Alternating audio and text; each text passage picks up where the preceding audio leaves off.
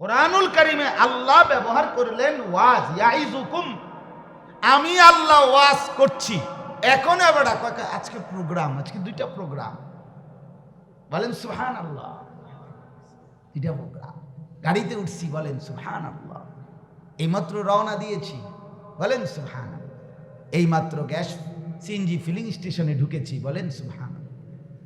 হ্যাঁ, এখন মাত্র সামনের ইয়া উঠাইছি, এটা কিটা সামনের এটা গ্যাস ঢুকালে যেটা উঠাইছে, হ্যাঁ এই সুবহান হুদাই আপনি গ্যাস ফিলিং স্টেশনে গেলে সুবহানাল্লাহ কিতা আছে, তো সবই যাইতে আছে না। এইটাও ফেসবুকে মানে মিনিট মিনিট, সেকেন্ড সেকেন্ড, এখন হাসতেছি, এখন নড়তেছি, এখন এটা করছি, সেকেন্ড সেকেন্ড ফেসবুকে দিতে হইব। একেবারে সারা পৃথিবীবাসী যে জানতে চাইছে আপনার কাছে, আপনি কি গ্যাস লন না পানি লন না কি আপনি তেল লন, এইটা আমরা জানতে হইব। এটা তো দরকার হয়ে গেল কেন? অর্থাৎ নিজের এই প্রদর্শন এটা কোনোভাবেই কাঙ্ক্ষিত নয়।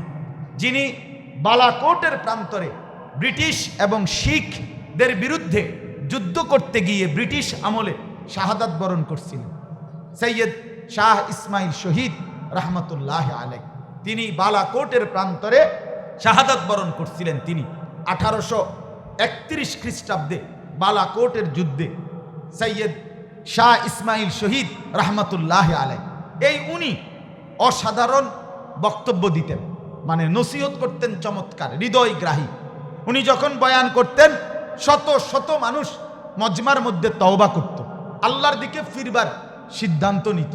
ওনার ওয়াজের বয়ানের ব্যাপক ভক্ত ছিল মানুষ, দূর দূরান্ত থেকে মানুষ ওনার বয়ান শুনতে আসতেন। তো আমরা থানভী রহমতুল্লাহর কিতাবে এটা পড়ছি। একদিন শাহ ইসমাইল শহীদ রহমতুল্লাহ আলাই 1 ঘন্টা 1.5 ঘন্টা লম্বা বয়ান করছেন। এরকম বড় মজমাতে বয়ান শেষ হয়েছে। বয়ান শেষ হওয়ার পরে লোকেরা যখন ফিরে যাচ্ছে, উনি তখন স্টেজ থেকে নামবে। এই সময় একজন বৃদ্ধ বয়স্ক লোক উনি আয়শা স্টেজের সামনে জিজ্ঞেস করছে যে ইসমাইল শহীদ কা বয়ান খতম হয়ে গেছে। ইসমাইল শহীদ মানে ইসমাইল ওনার নাম, তখন তো আর শহীদ হয় নাই, মানে ওনার বয়ান, মৌলভী ইসমাইলের বয়ান শেষ হয়ে গেছে। তখন উনি শুনতেছেন যে কেউ একজন বলছে আবি খতম হুয়া, এই মাত্র কি হয়েছে, শেষ হয়েছে, আবি খতম হুয়া, এই মাত্র শেষ হয়েছে। হায়, ওই বুড়া মানুষটা আফসুস করে বলছে मैं बहुत दूर से आया मौलवी इस्माइल का बयान सुनने के लिए, मौलवी इस्माइलेर बयान শুনতে তো আমি অনেক দূর থেকে আসছিলাম। আহা, বয়ান খতম হয়ে গিয়া, বয়ান শেষ হয়ে গেছে।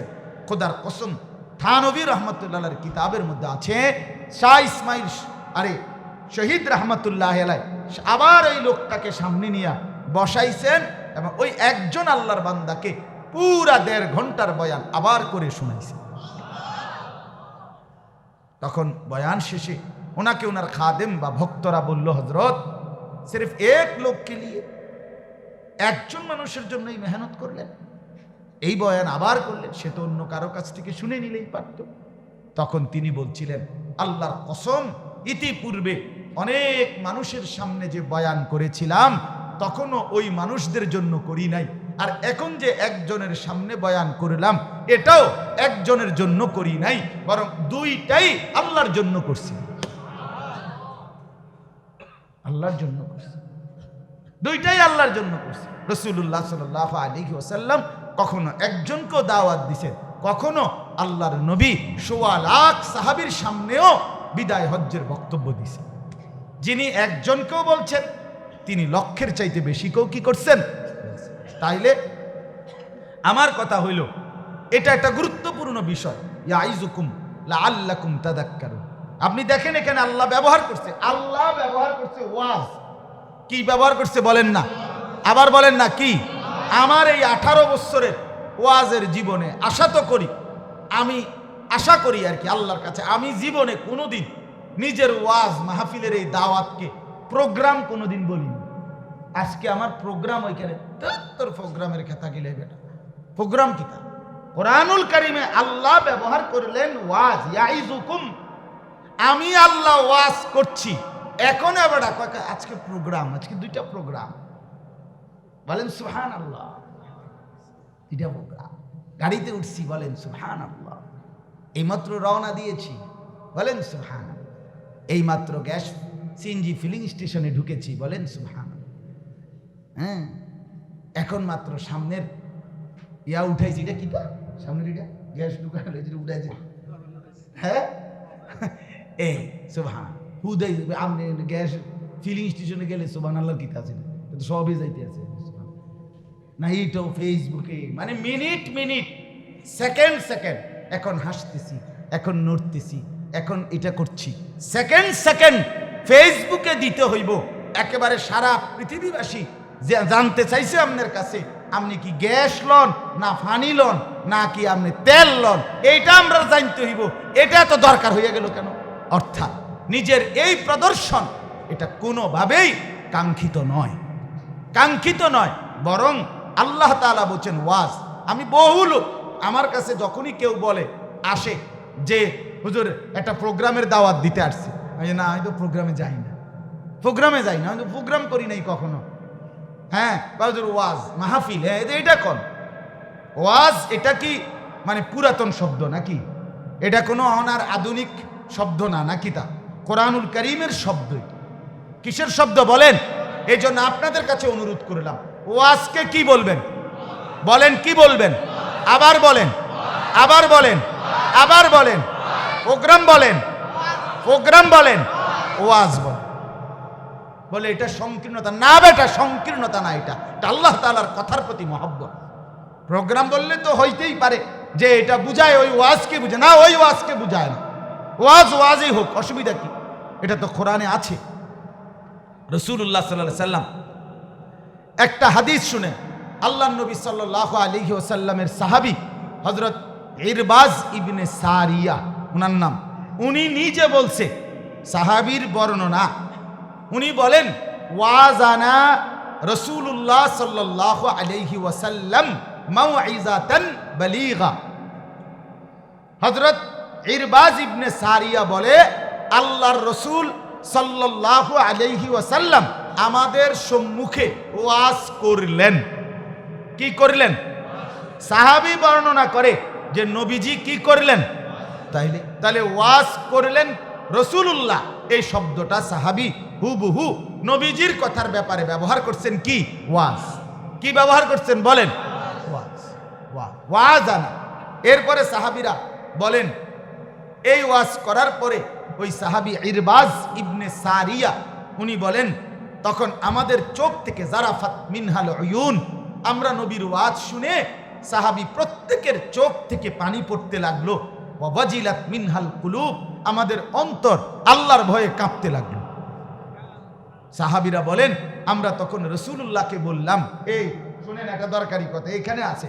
সাহাবীরা নবীজি ওয়াজ শুরু করে দিছে, শেষ করছে, ওনারা বলেন আমরা কাঁদছি, আমগো কলজা কাঁপা শুরু হয়েছে। তো আমরা আবার নবীকে অনুরোধ করলাম, ইয়া রাসূলুল্লাহ মনে হচ্ছে আজকে এটা বিদায়ী ওয়াজ, আরো কদ্দুর কন না।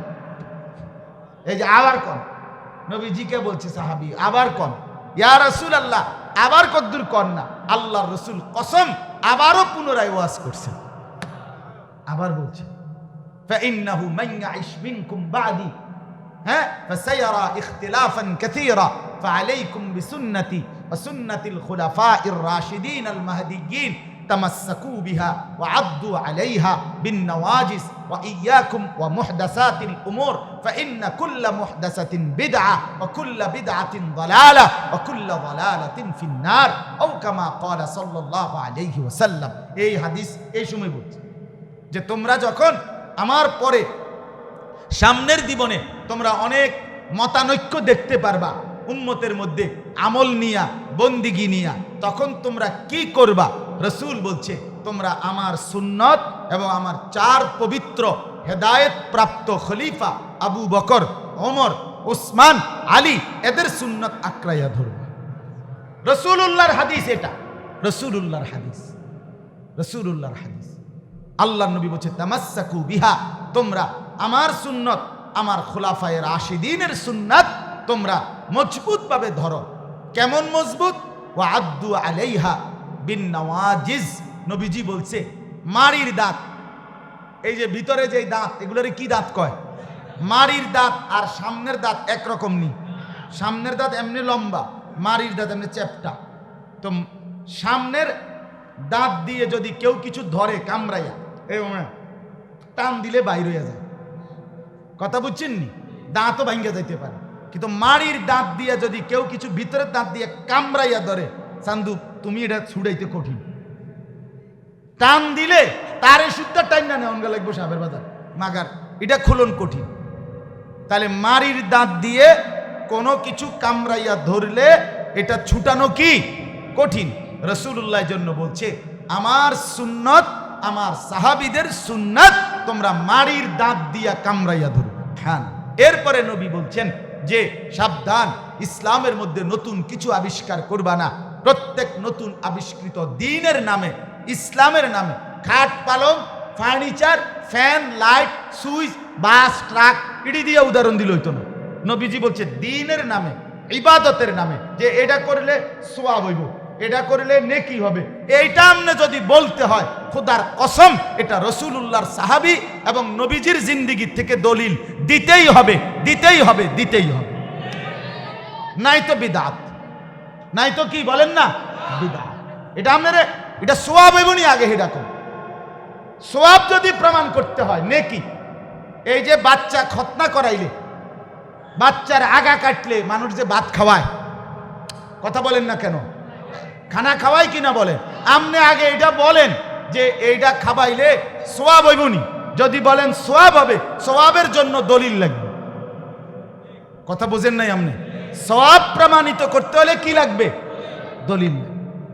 খামখেয়ালি না, খামখেয়ালি না।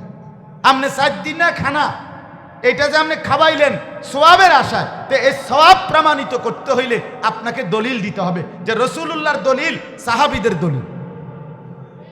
আপনি যে 40 দিন পরে 41 দিন খানা খাওয়াইলেন, এই 40 করলেন, 3 লাখ টাকা খাওয়াইলেন, এটা যদি সওয়াব হইব মনে করেন তো সওয়াবের দলিল দেন। কথা বোঝেন নাই? সওয়াবের জন্য কি লাগবে? দলিল। এখানেই বিদআতের মূল বিষয়, এখানেই মূল।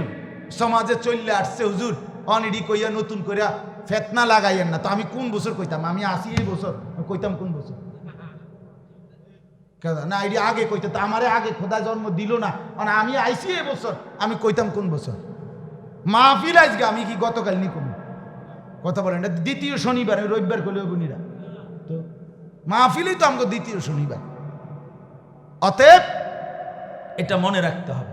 ওই কথাটার কারণে বললাম যে প্রত্যেক আমল সমাজের, আপনাদের ব্যক্তি জীবনের, একটা খানা বলেন আর যাই বলেন, যেই কোনো কিছুর অনুষ্ঠান হোক, মুসলমানের জিন্দিগির কোনোটার থেকে যদি নেকি পাইতে হয়, সওয়াব পাইতে হয়, তাহলে আল্লাহর কোরআন, রাসূলুল্লাহর সুন্নাত, সাহাবায়ে কেরামের আমল, এখান থেকেই আপনাকে হুবহু 100 মিলাইয়া দিতে হবে, মিলাইয়া দিতে হবে।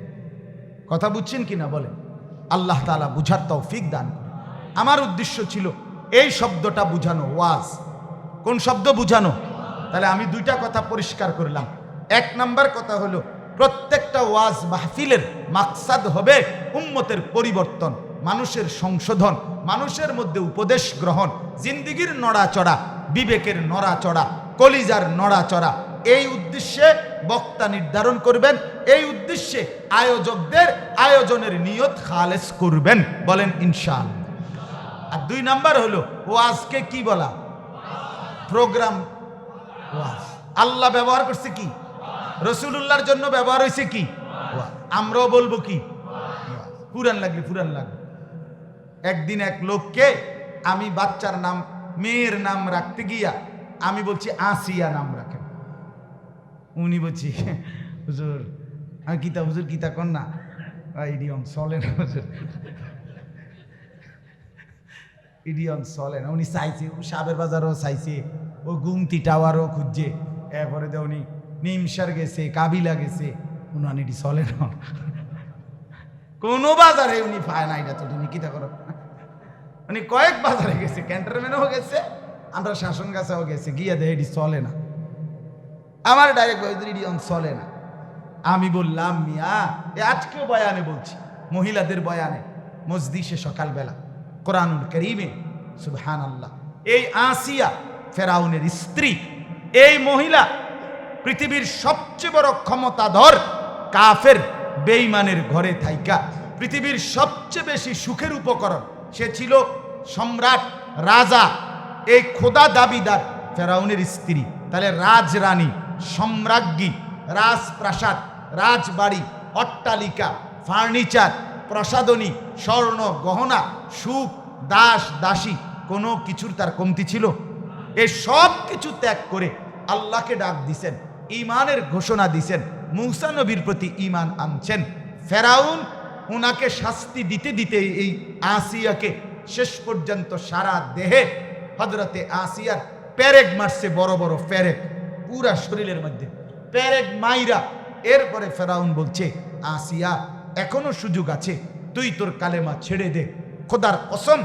হযরতে আসিয়া তখন বলছে, ফেরাউন তোকে ছেড়ে দেওয়া যায়, রাজপ্রাসাদ ছেড়ে দিলাম, রাজরানীর মর্যাদা ছেড়ে দিলাম, হীরা জহরত মণি মুক্তা গহনা অলংকার সব ছেড়ে দিলাম, কিন্তু কলিজায় যেই ঈমান জমা, আল্লাহ তাআলার মহব্বত জমা, এটা তো ছাড়া যায় না। ফেরাউন ঈমান ছাড়া যায় না, ঈমান ছেড়ে দেওয়া যায় না, আল্লাহকে বাদ দেওয়া যায় না।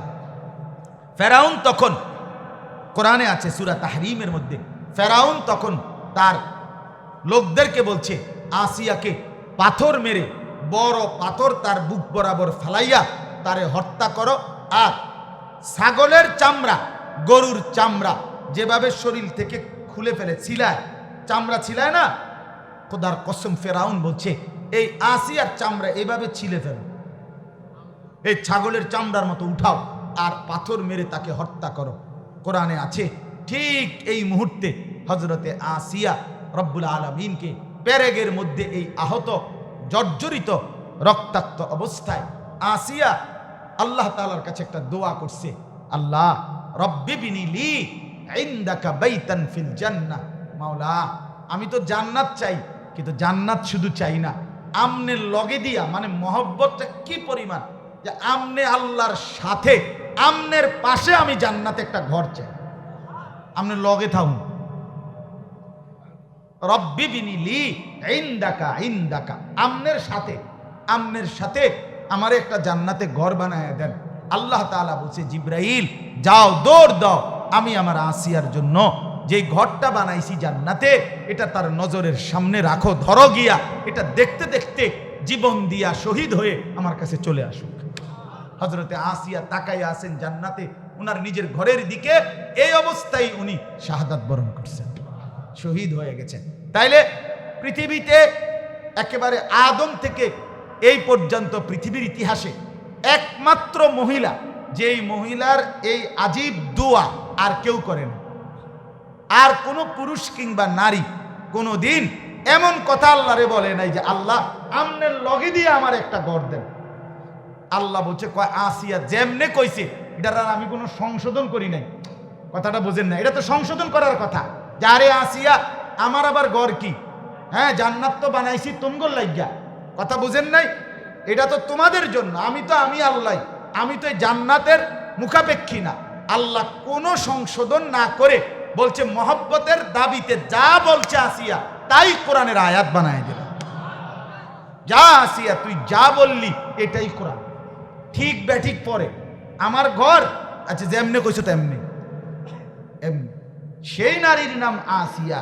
তাহলে আসিয়া এটা চলে না, এটা তো চলতে আছে কোরআন, এই নাম চলেনি, চলে তো, এটা চলতেছে তো, এখানে কোরআনে চলতেছে, এটা কোরআনুল কারীম তেলাওয়াত হচ্ছে প্রতিদিন, কোনো না কোনো হাফেজে কোরআন এই আয়াত পড়তেছে না।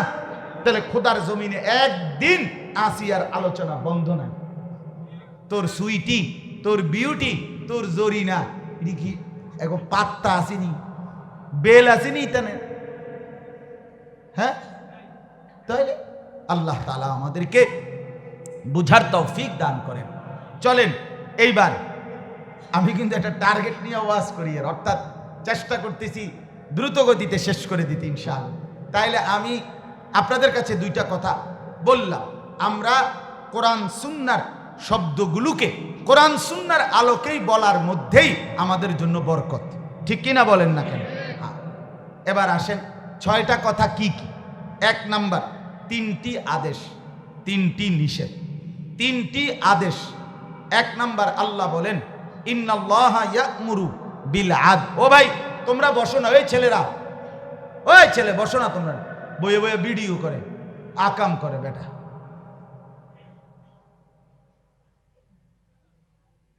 তামসা পরে গিয়ে হুজুর ওয়াজ উঠেছি সাও তো আমল করতে না, আমলে তো দরকার, ওয়াজ তো আছে পকেটেই তো হুজুর। আমরা দেশে আগে বলতো, এখন এটার বাস্তব। আগে ছিল এটা কথায় কইতা, এখন এটা প্র্যাকটিক্যাল হয়েছে। আগে মানুষে কইতো বেড়া 2-4 যা হুজুর পকেটে রাখি বেড়া, পুরারা আগে কইতো না কথা, এই ব্লিচে কয় না কথাটা তো দরকারি কথা। এখন এক মোবাইলের ভিতরে 2-4 হাজার হুজুর বেড়া পকেটে রাখি বেড়া।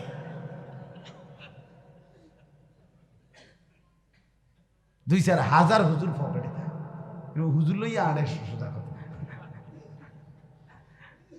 যাই হোক, তো কয়টি আদেশ? 3টি। নিষেধ কয়টি? 1 নাম্বার আদেশ ইন্নাল্লাহা ইয়া'মুরু বিল আদল। আল্লাহ তাআলা বলেন নিশ্চয়ই আল্লাহ আদেশ করছেন তোমাদেরকে বিল আদল, আদলের। কিসের আদল? বলেন কিসের আদল? এই আদল 1 নাম্বার আদেশ। ন্যায়পরায়ণতা, ইনসাফ, সমতা, এ একই কথা। সমান করা, ভারসাম্য, ভারসাম্য, সমতা, ইনসাফ, ন্যায়পরায়ণতার আদেশ জীবনের সর্বক্ষেত্রে। ন্যায়পরায়ণতা জীবনের সর্বক্ষেত্রে, ইনসাফ জীবনের সর্বক্ষেত্রে, সমতার আদেশ আমাদেরকে করছেন কে? আল্লাহ। 2 নাম্বার, এটার একটু ব্যাখ্যা আমি বলতেছি। 2 নাম্বার ওয়াল ইহসান। 2 নাম্বার আল্লাহ পাক বলেন আমি আদেশ করছি ইহসানের, মানে অনুগ্রহ করা, অপরের প্রতি অনুগ্রহের আদেশ করলাম। 3 নাম্বার ওয়া ইতাইজিল কুরবা। আল্লাহ তাআলা বলেন আত্মীয় স্বজন, যারা আত্মীয় স্বজন প্রত্যেককে তাদের প্রাপ্য হক দিয়ে দাও। আমি আল্লাহ আদেশ করি, তাহলে আমি আল্লাহ আদেশ করলাম ইনসাফ করো, আমি আল্লাহ আদেশ করলাম অনুগ্রহ করো, আমি আল্লাহ আদেশ করলাম আত্মীয় স্বজনের হক দিয়ে দাও। কয়টা আদেশ বলেন? 1 নাম্বার কি করো? ইনসাফ করো। বলেন না কি করো? 2 নাম্বার অনুগ্রহ করো। বলেন কি? 3 নাম্বার আত্মীয় স্বজনের হক দিয়ে দাও, আদায় বিল আদল ওয়াল ইহসান ওয়া ইতাইজিল কুরবা। এই 3টি আদেশ আল্লাহ তাআলা করেছেন। একদম সংক্ষিপ্ত একটু ব্যাখ্যা করি। আদল মানে যেটা ইনসাফ, যেটা ভারসাম্য, যেটা সমতা। মূলত আরবিতে আদল বলা হয় 2 দিক সমান করা। কয় দিক সমান করা? এই জন্য ওই দাড়ি পাল্লা, যেটা এই দাড়ি পাল্লা হলো আদলের চিহ্ন। দাড়ি পাল্লার মধ্যে এই পাল্লি থাকে কয়টা? 2টা। দোনো দিক সমান হইলে এখানে 1 কেজির বাটখারা আর এখানে 1 কেজি ওজনের পণ্য, এই 2টা দিয়া যখন ওই উপরে একটা ছোট্ট আংটার মতো আছে, এটা প্রথম নড়ে, এটা যখন সমান হয় বোঝা যায় এখানে 2 পাল্লা কি হইছে? সমান হইছে। এইটারে বলা হয় আদল। এই দোনো দিক কি করা? সমান করা, 2 দিক সমান করা। এটাকে বলা হয় ইনসাফ, এটাকে বলা হয় ভারসাম্য, এটাকেই বলা হয় সমতা। আল্লাহ তাআলা বলেন আমি তোমাদেরকে আদেশ করলাম জীবনের সব ক্ষেত্রে এই ইনসাফ, এই সমতা, এই ভারসাম্য, 2 দিক সমান ঠিক মতো আদায় করো। এখন 2 দিক সমান করতে হইলে আমি এক দিক, মানে আমি আনিস, আমি তো একজন, আমি একটা দিক, এবার আমি সমান করবো আরেক দিকে কোনটা? কথা বোঝেন নাই আপনি? আরেক দিক, আমি 2 দিক সমান করাকে কি বলা হয়? আদল। তো আরেক দিক কি? একদিকে আমি, আমাকে বলছে তুমি কি করো? সমান করো। 2 দিক কি করো? সমান করো, ইনসাফ করো। মানে আমি আরেক দিক কি সমান করব? 3টা জিনিস। কয়টা জিনিস? 1 আল্লাহর হক, 2 মানুষের হক, 3 সমগ্র সৃষ্টির হক। এই আমার সাথে 3টা সম্পর্ক। ইসলামে কোরআন সুন্নাহর মধ্যে আল্লাহর যত হুকুম, রসুলের যত হুকুম, আল্লাহর যত নিষেধ, রসুলের যত নিষেধ বাদ দেওয়ার অধিকার কয়টা কয়টা? না না, বাদ দিতে পারবো কয়টা? আল্লাহর হক, আল্লাহর হুকুম, আদেশ কিংবা নিষেধ বাদ দিতে পারবো কয়টা? আমরা রসুলুল্লাহর আদেশ নিষেধ বাদ দিতে পারবো কয়টা? তো আমরা যারা বলি যে হুজুর আপনারা হুজুর মানুষ, বাবুরে আপনারা কোরআন কিতাব পড়ছেন, আপনারা সব মানবেন, ঠিক আছে বুঝি, কিন্তু আমরা তো সাধারণ মানুষ, আমরা জেনারেল, আমরা স্কুল কলেজে পড়ছি অথবা কেউ পড়িয়ে নাই, আমরা এত কিছু কইলে আমরা পারমুনি, আমাদের পক্ষে তো সম্ভব না। এই যে আপনি এই ফায়সালাটা নিলেন, বা আমাদের পক্ষে সম্ভব না, যেহেতু আপনি স্কুলে পড়ছেন, যেহেতু আপনি সাধারণ মানুষ, এইটা কোথায় রেজুলেশনটা হয়েছে? এই ফায়সালাটা কাগজটা কো, এই সিদ্ধান্ত কারে বইয়া করছেন আপনারা? যে হুজুররা পালন করবে আল্লাহর সব হুকুম আর রসুলের সব হুকুম, আর আমরা সাধারণ মানুষ, খানা ঠিক আছে, হোতাও ঠিক, সব ঠিক, শুধু আল্লাহর হুকুম মানার ক্ষেত্রে আমরা 50% করলে সারিব বা 20% করলে সারিব। এই হুকুম, এই অধিকার, এই সিদ্ধান্ত, এই ফায়সালা কোত্থেকে নিল? আছে কোনো এরকম অধিকার? কথা বলেন না কেন? অতএব মুসলমান বাপ, খামখেয়ালি করলে হবে। হুজুর পালন করবে 100 ভাগ, আপনি পালন করবেন 70 ভাগ, আরেকজনে করবে 30 ভাগ, না, এরকম কোনো অধিকার নেই। হুজুর নামাজ পড়বে 5 ওয়াক্ত, আমনে পড়বেন। যুবক ভাই, তোমরা অনেক ছেলে আছো যারা ফজরের নামাজ ভুলেও কোনোদিন পড়ো না। আহারে বাপ, যত কিছুই বলো, খাও দাও ফুর্তি করো, কিন্তু এটা মনে রাখো দোস্ত, তোমার মা মুসলমান, তোমার বাবা মুসলমান, তোমার রক্তে ইসলাম, তুমি ভোটার আইডি কার্ডে লিখছিলা ইসলাম, তোমার জন্ম নিবন্ধন সনদে লেখা আছে ইসলাম, তোমার পাসপোর্টের মধ্যে লেখা আছে ইসলাম, তুমি কমপক্ষে 3টা জায়গায় ধর্মের পাশে লেখছিলা ইসলাম, মুসলমান তুমি লেখছিলা। আল্লাহর কসম, রসুলুল্লাহ বলছেন, একটা হাদিস শুধু শুনাই, নবীজি বলছেন, নবীজির হাদিস, সাহাবায়ে কেরাম বলেন, নবীজির কাছে মদিনায় কালেমা পড়তো যত লোক, তার মধ্যে কিছু লোক ছিল মুনাফিক। কিছু লোক ছিল কি? কথা বলেন না। মুখে কালেমা পড়তো কিন্তু ভিতরে কি ছিল না?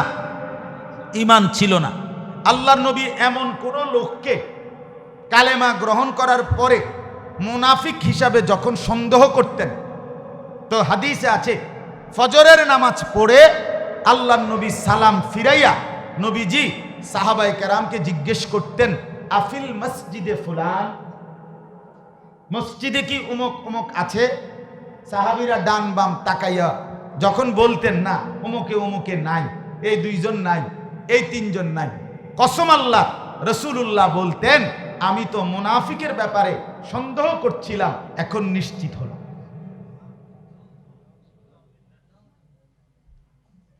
এখন কি হলাম? নিশ্চিত হলাম। এই 2টা যে মুনাফিক, আমি এটা ভাবতেছিলাম, নবী বলতেন, কিন্তু এখন কি হলাম? রসুল্লাহ সাল্লাল্লাহু আলাইহি ওয়াসাল্লামের জামানায় মুনাফিক নিশ্চিত হতো ফজরের নামাজ দেখে। কোন নামাজ দেখে বলেন? ফজরের নামাজ দেখে। ফজরের নামাজ দেখে।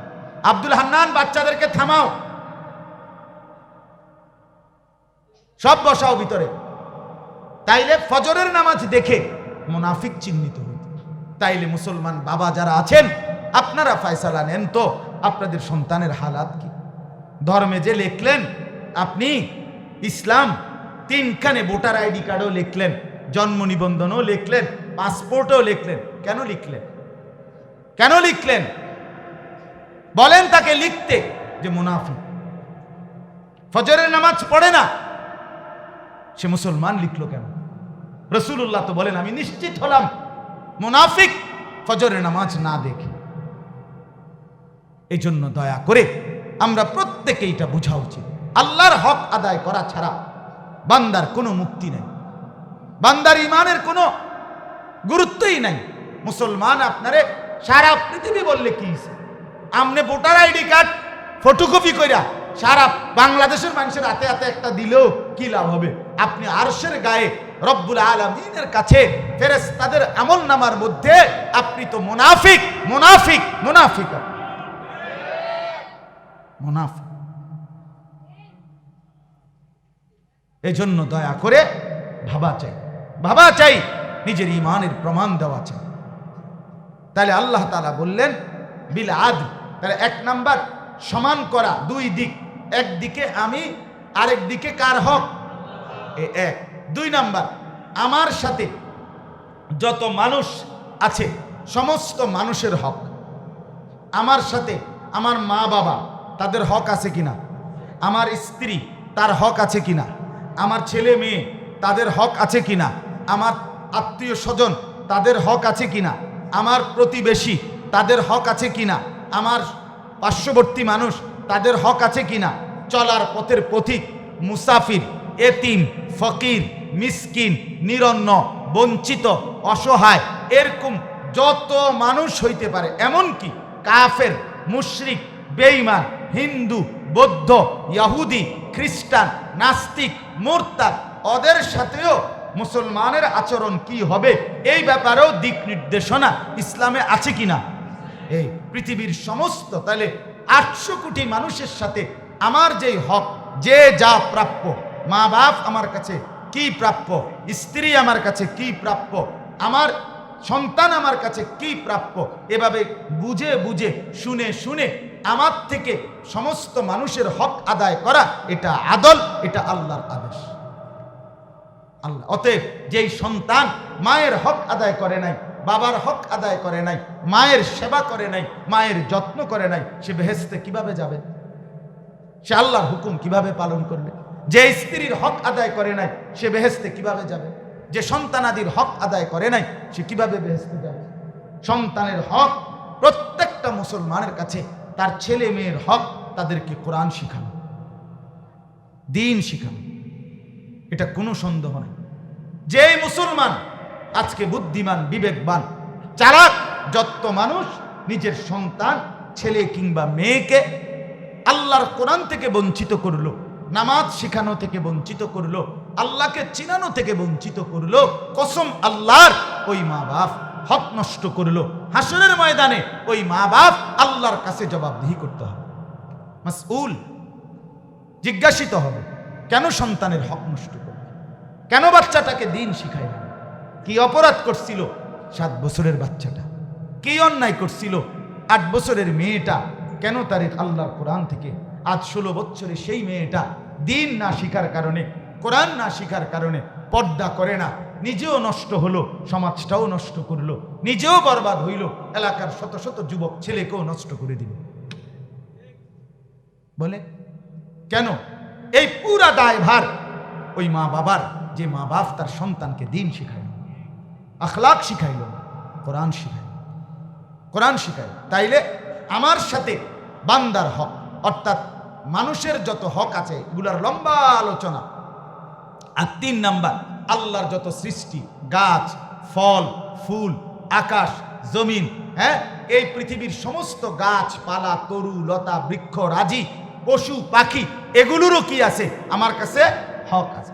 আচ্ছা, আপনারা শুনেন নাই, ওই যে ছোট্টবেলায় আমরা পড়ছি, কোন ক্লাসের বাংলা বইতে যেন, মহানবীর দয়া, একটা গল্প ছিল যে পাখির বাসার থেকে কি করে আনছে? ছানা, পাখির 2টা বাচ্চা নিয়ে এসে পড়ছে, তো মা পাখিটা কি করতেছে? চিৎকার করতেছে।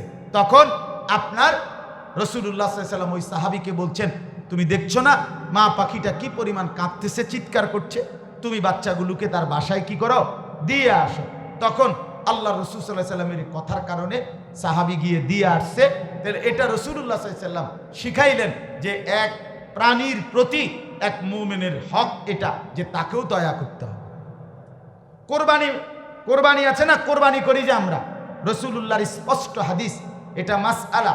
কোরবানির 2টি প্রাণী, মনে করেন এখানে একটা গরু বান্ধা, এখানে একটা গরু বান্ধা, এই অবস্থায় এই গরুটাকে সামনে রেখে ওই গরুটাকে জবাই না করে, এটা রাসূলুল্লাহর আদেশ। এর হক নষ্ট হবে, মানে এ কষ্ট পাবে কিছুক্ষণের মধ্যে, এই জবাইয়ের দৃশ্য দেখে এ বেচাইন, অস্থির হয়ে যাবে, এজন্য তার সামনে কি না করা? জবাই না। ইসলাম এটা খেয়াল রাখছে।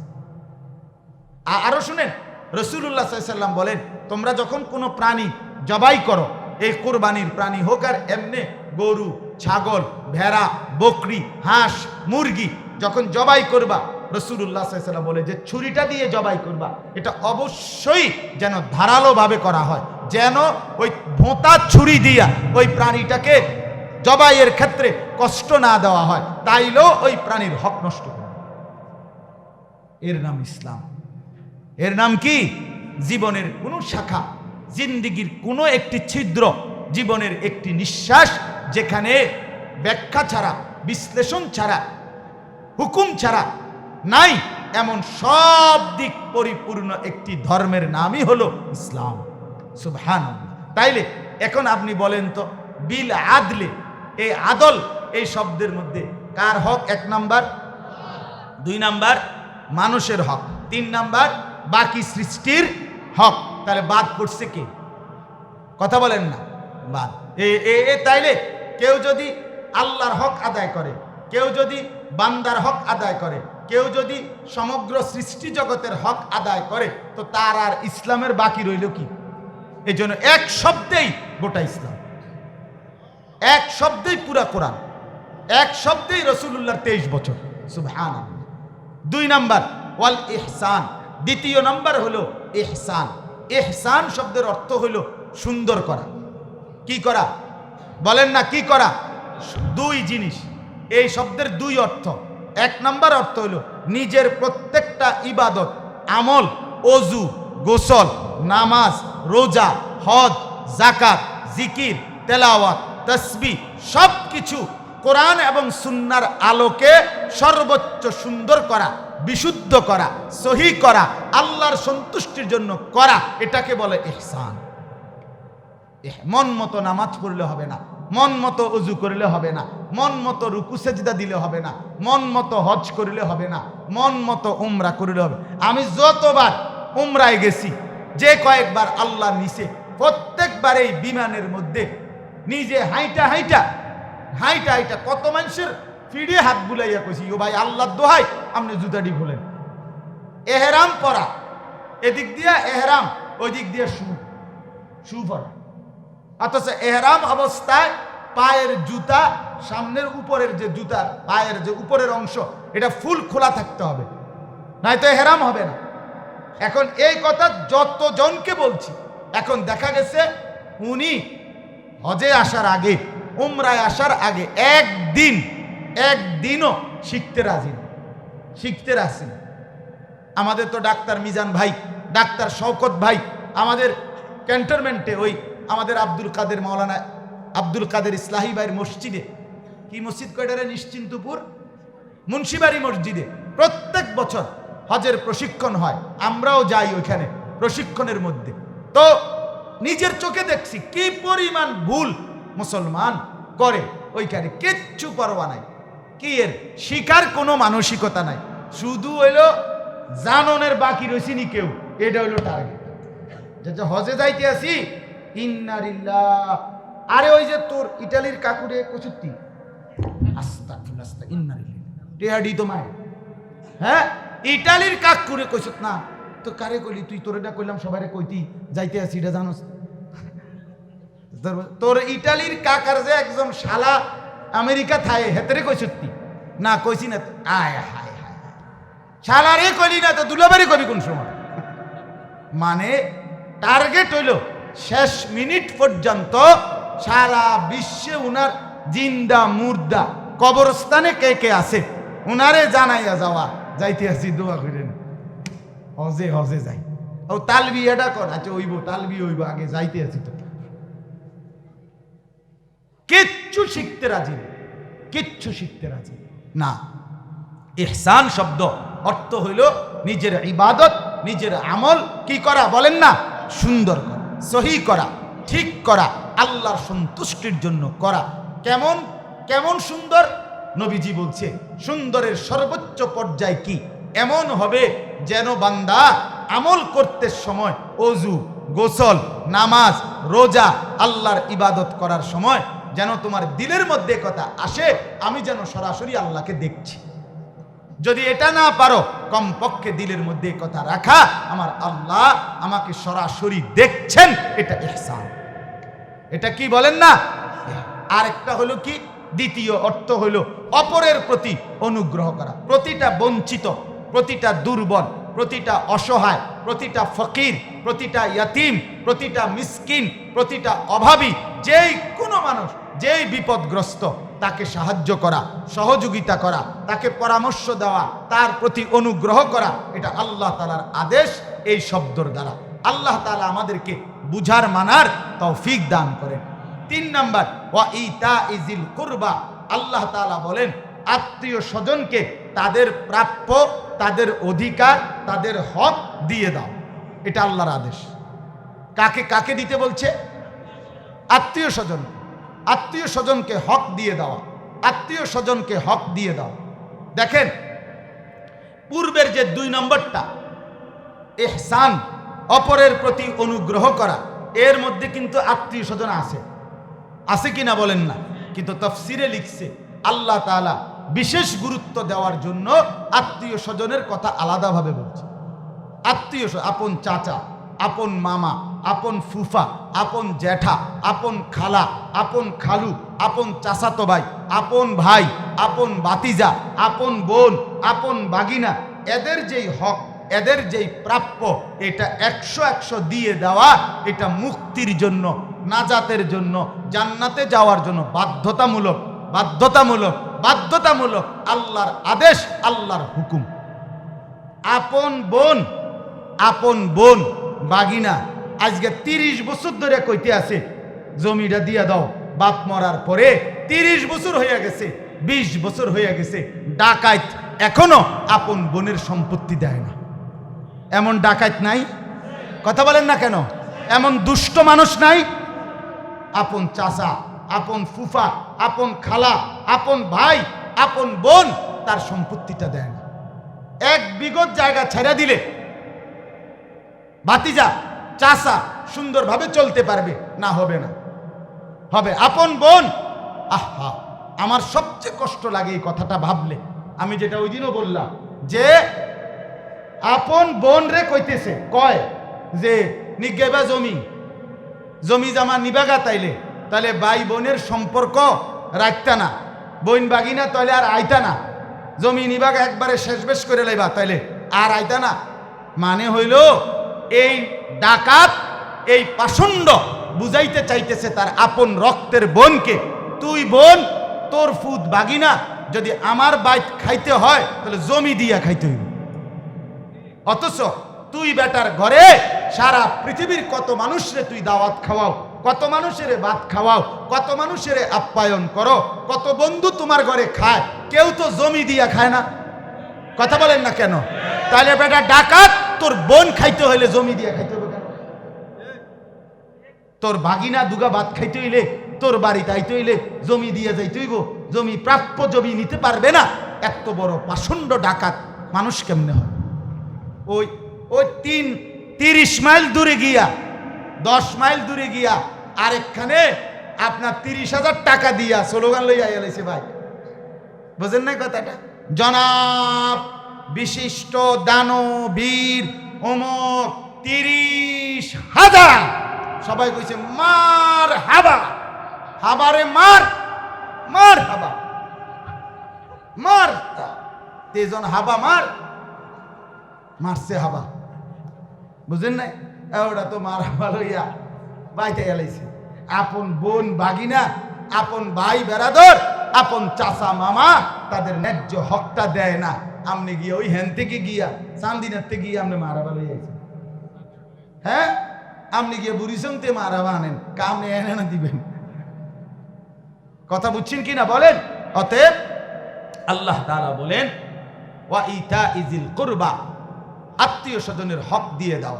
আল্লাহ তাআলা আমাদেরকে তৌফিক দান করেন। আমার মূল বক্তব্য ছিল এই 3টাই বুঝানো, পরের 3টা আরেক সময় বলবো। বাকি 3টি আদেশ বললাম।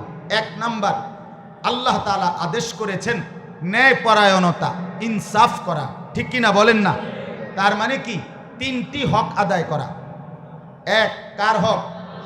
2 মানুষের হক, 3 সমগ্র সৃষ্টির হক। আবার কোন? 1 নাম্বার কার হক, 2 নাম্বার কার হক, 3 নাম্বার কার হক? এই 3টা আদায় করার নাম হলো আদল, ন্যায়পরায়ণতা, ইনসাফ, ভারসাম্যতা। 2 নাম্বার হলো ইহসান, ইহসানের দুই অর্থ, নিজের ইবাদত আমল কোরআন সুন্নাহর আলোকে সুন্দর করা, আর 2 নাম্বার অপরের প্রতি অনুগ্রহ করা, আর 3 নাম্বার হলো ওয়া ইতাইজিল কুরবা, সমস্ত আত্মীয় স্বজনের হক প্রাপ্য তাদেরকে দিয়ে দেওয়া, হকও দেওয়া, দান সদকাও করা। তাইলে আল্লাহ তাআলা আমাদেরকে এই 3টি আদেশ করেছেন, করে আল্লাহ বলছেন এটা আমার ওয়াজ, আর নিষেধ করেছেন 3টা, এটা আল্লাহ চাহে তো আবার ইনশাআল্লাহ কোনোদিন বলবো। আজকে এই 3টাই আপনাদের কাছে বললাম। আল্লাহ তাআলা আমাদেরকে আদেশ করেছেন বান্দা আদল করো, আল্লাহ তাআলা আমাদেরকে আদেশ করেছেন ইহসান করো, আল্লাহ তাআলা আমাদেরকে আদেশ করেছেন আত্মীয় স্বজনের হক আদায় করো। আল্লাহ তাআলা আমাদেরকে তৌফিক দান করেন। আমার বাপ, জিন্দেগি সুন্দর করা দরকার, আখলাক সুন্দর করা দরকার, আল্লাহর সাথেই সম্পর্ক বাড়ানো দরকার। দেখেন একটা গুরুত্বপূর্ণ বিষয়, সবাই মনোযোগ দিয়া শুনে না, আমরা বুঝি। কিছু ছেলে পেলে আছে এমনি ঘুরে, জিন্দেগি ঘুরতে ঘুরতেই শেষ হয়ে যাবে। জিন্দেগি কিছু ছেলের আছেই জিন্দেগি ঘুরা, ঘুরে গাড়ি মোবাইল টিপে টোটো করে, মনে করে সে কি চালাক, সে কি বুদ্ধিমান। না রে বাপ, এরা বুদ্ধিমান না, এরা বোকা। দিন শেষে, হায়াত শেষে দেখবে দুনিয়াও কিচ্ছু নাই, আখেরাতও কিচ্ছু নাই। অপদার্থ যারা, অকর্মণ্য, গাফেল, অলস, ফালতু, তে দুনিয়াতেও ফালতু, আখেরাতেও ফালতু। আকামলা, দুনিয়াতেও আকামলা, আখেরাতেও আকামলা। মেহনতি মানুষ, পরিশ্রমী মানুষ দুনিয়ার লাইনে পরিশ্রম করলে দুনিয়ায় সফল হয়, আখেরাতের লাইনে পরিশ্রম করলে আখেরাতের লাইনে সফল হয়। পরিশ্রম ছাড়া দুনিয়ার উন্নতিও নাই, পরিশ্রম ছাড়া আখেরাতের উন্নতিও নাই। অতএব আমরা প্রত্যেকে ইনশাআল্লাহ যারা বুঝবান আছি, প্রত্যেকে আল্লাহর ওয়াস্তে জীবন সুন্দর করি, আখেরাত সুন্দর করি, আল্লাহর হুকুম মানি, আল্লাহর নসিহতগুলো গ্রহণ করি। দেখেন, নিজের জীবনটা সুন্দর করেন, নিজের আখলাক সুন্দর করেন। আমরা গত মজলিসেও বলছি, আমাদের মুসলমানদের কেউ নাই, আমাদের জাতিসংঘ, আমাদের মানবাধিকার সংস্থা, আমাদের আন্তর্জাতিক আইন, কিচ্ছুতে আমাদের কোনো নিরাপত্তা নাই। আমাদের নিরাপত্তা, বেঁচে থাকার অধিকার, আমাদের জীবন জীবিকা, আমাদের জিন্দেগির সব কিছু আল্লাহর কাছ থেকেই নিতে হবে। অতএব যথাযথ ঈমান, যথাযথ আমল, যথাযথ বন্দেগী ছাড়া আমাদের আখেরাত মিলবে না। আমরা প্রত্যেকেই চেষ্টা করব। এই মজলিস আপনাদের ভাবনা জাগাইতে চাইলাম, আখেরাতের ফিকির তৈরি করতে চাইলাম। আল্লাহ তাআলা আপনাদেরকে তৌফিক দান করেন।